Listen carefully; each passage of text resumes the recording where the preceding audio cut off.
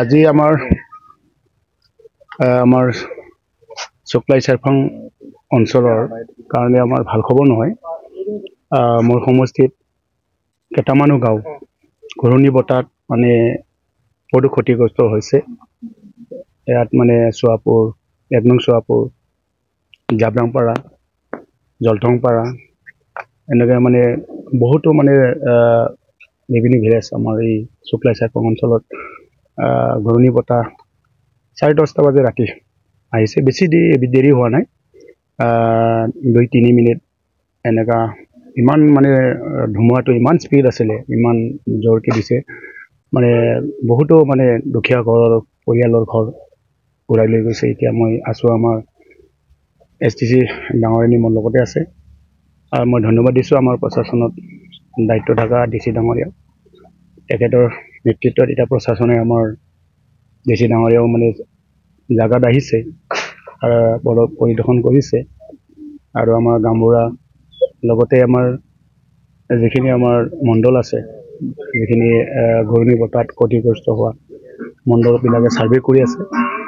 এইটো প্ৰাকৃতিক দুৰ্যোগ আৰু বহুত দুখ লাগিছে, মানে গাছ গছনিটো বহুতো ভাঙিছে। এইটো দুখীয়া পৰিয়ালৰ ঘৰ ভাঙাত দেখা পাই মানে বহুত দুখ লাগিছে। তো আমাৰ চৰকাৰৰ তৰফৰ পৰা এটা দায়িত্ব আছে, আমাৰ গাইডলাইন মতে যিসকল দুখীয়া পৰিয়াল বা ঘৰ এই দুৰ্যোগত ভাঙিছে, কমপ্লিট মানে ভাঙাখিনি 1,20,000 টকা এটা আৰ্থিক মানে চৰকাৰৰ পৰা দিয়া যায়। সেইটোৰ কাৰণে আমি আমাৰ মণ্ডল যিখিনি পৰে দুৰ্যোগ হোৱা গাঁওবিলাকক আমি ছাৰ্ভে কৰিব দিছোঁ, আৰু অতি সোনকালে আমি ছাৰ্ভে কৰি ৰিপৰ্টটো দিবৰ কাৰণে আমি অনুৰোধ ৰাখিছোঁ। আৰু যিখিনি আনকমপ্লিট, যিখিনি মানে আৰু বেছিকৈ কমপ্লিট মানে ঘৰটো ভাঙা নাই, সেইবিলাকো অলপ মানে আৰ্থিক সাহাৰ্য পাব। তেখেতসকলৰো যিখিনি মানে টিং উৰাই লৈ গৈছে, আধা ভাঙিছে ঘৰ, সেইবিলাকো আমি মণ্ডলক দায়িত্ব দিছোঁ।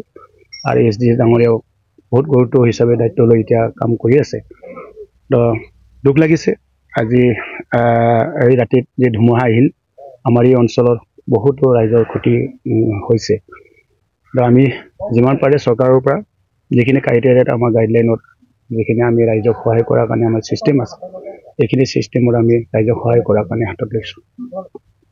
আমাৰ কালি যিটো বতাহ আহিল ৰাতিৰ ভিতৰত, এইটো ৰাতিৰ ভিতৰত বতাহৰ কাৰণে আমাৰ বিশেষকৈ চুকলাই চাৰফাঙত যিটো চকপুৰ VCTC আছে, চকপুৰ VCTC বিশেষকৈ বহুতখিনি আমাৰ ক্ষতি হৈছে।